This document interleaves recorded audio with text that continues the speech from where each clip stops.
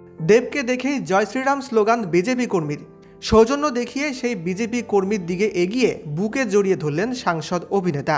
সাংবাদিকদের বললেন, সব জিনিস নেগেটিভ দেখতে নেই।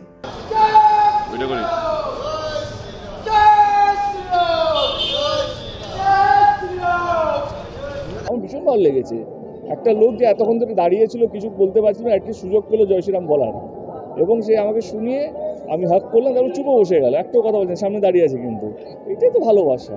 আমার মনে হয় সব কিছু যুদ্ধ উচ্চবাচ্য কথা বলে হয় না, চিৎকার করে হয় না, কখনো একটা সিম্পল ভালোবাসা, একটা সিম্পল হাগেই হয়ে যায়। তো সেটা সবচেয়ে বড় প্রমাণ, তোমাদের সামনের প্রমাণ। ভোট প্রচারে উত্তরবঙ্গে রয়েছেন দেব। মঙ্গলবার সকালে উত্তরবঙ্গে প্রচারে আসেন তৃণমূল কংগ্রেসের তারকা প্রার্থী সাংসদ দেব। উত্তর এবং দক্ষিণ দিনাজপুরে প্রচারে যাওয়ার আগে তিনি কলকাতা থেকে বাগডোগরা বিমানবন্দরে নামেন। সেখানে তাকে দেখেই বিজেপির বেশ কিছু কর্মী সমর্থক জয় শ্রীরাম স্লোগান দিতে শুরু করেন। কিন্তু স্লোগান শুনে তাদের দিকে এগিয়ে যান দেব। সেই বিজেপি কর্মীর সঙ্গে দেখা করেন এবং হাত মিলিয়ে গলা জড়িয়ে ধরেন। দেব বললেন, সব কিছুকেই নেগেটিভলি দেখার দরকার নেই। এই যে আপনি যে প্রশ্নটা হচ্ছে, আপনারা প্রশ্নটা ভুল করছেন। আমার কেমন লাগলো প্রশ্নটা এটা হওয়া উচিত। অ্যাজ এ ব্যক্তিগতভাবে আমার কেমন, আমার ভীষণ ভালো লেগেছে। একটা লোক যে এতক্ষণ ধরে দাঁড়িয়েছিল, কিছু বলতে পারছিল না, একটু সুযোগ পেলো জয় শ্রীরাম বলার, এবং সে আমাকে শুনিয়ে আমি হাক করলাম, তারপর চুপও বসে গেল। একটাও কথা বলছেন, সামনে দাঁড়িয়ে আছে, কিন্তু এটাই তো ভালোবাসা।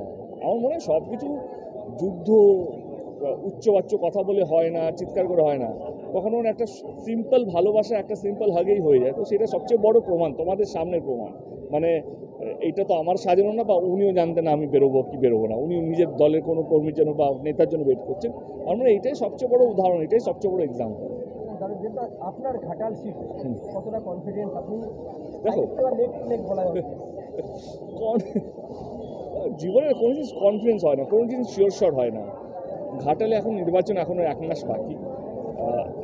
সব পক্ষের জীবন দিয়ে চেষ্টা করছে মানুষকে তার দলের প্রতি বিশ্বাস করানো, এবং আমিও করছি।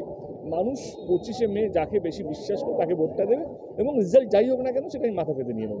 এবং যেই দুটো সিটের জন্য এসেছি আজকে বা কালকে, যেইগুলো আমি প্রচার করতে যাব, সেগুলো আমি চাইবো, আমি তো চাইবো 42টার দিকে 42টাই আমরা জিতি। বাট আমার মনে হয় আমি চাইলে তো শুধু হবে না, এবং যে কোনো দলের স্টার প্রচারক চাইলেই যে হবে তার কোনো মানে নেই। মানুষ কাকে বেশি বিশ্বাস করবে, মানুষ কার কাজকে চোখের সামনে দেখছে বা কার কাজকে শুধু জুমলাবাজি দেখছে, তাকেই মানুষ ভোটটা দেবে। তো আমি কি চাইছি, অন্য দল কি চাইছে, তার চেয়ে বড় কথা হচ্ছে মানুষ কি চাইছে।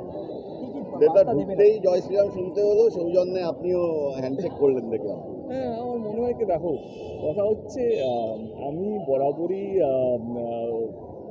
আমার 10 বছর হয়ে গেল রাজনীতি করতে। আমরা রামনবমী করছি, আমার জয় শ্রীরাম বলতে অসুবিধা নেই। আমার মনে হয় কি, রাম ঠাকুর আমার মনে হয় কি ভারতবাসীর, শুধু হিন্দু বলবো না, আমরা অনেক দরগাতেও যাই। তো সেই জায়গা থেকে অনেক মুসলিমরা শিরডি সাই বাবাতেও যায়। তো আমাদের দেশে আমার মনে হয় কি, ভারতবাসীকে ধর্ম শেখাতে আসবেন না। এবং ঠিক আছে, কিছু কিছু উত্তেজিত হয় না কি কর্মীরা বিরোধী দলকে দেখলে, আমার মনে হয় ঠিক আছে, একটু দেবকে দেখলে একটু স্লোগান হবে না, তাহলে কি মানে যান দেব জানে কীভাবে পুরো ব্যাপারটা হ্যান্ডেল করতে হয়। আমার মনে হয় সব কিছু রাগ ও অভিমান দিয়ে হয় না, কিছু কিছু জিনিস ভালোবাসা দিয়েই হয়ে যায়, এবং যেটা দেখতেও পেলে। ঠিক আছে, উনি বিজেপি কর্মী না, উনি আমার ভারতবাসী। তার সবচেয়ে বড় পরিচয় হচ্ছে উনি ভারতবাসী, এবং আমরাই বিভাজন করে রেখেছি। আমরা হিন্দু, মুসলিম, টিএমসি, বিজেপি, গরিব, বড়লোক, এইভাবে মানে ওদেরও দোষ না, বড় বড় নেতারাই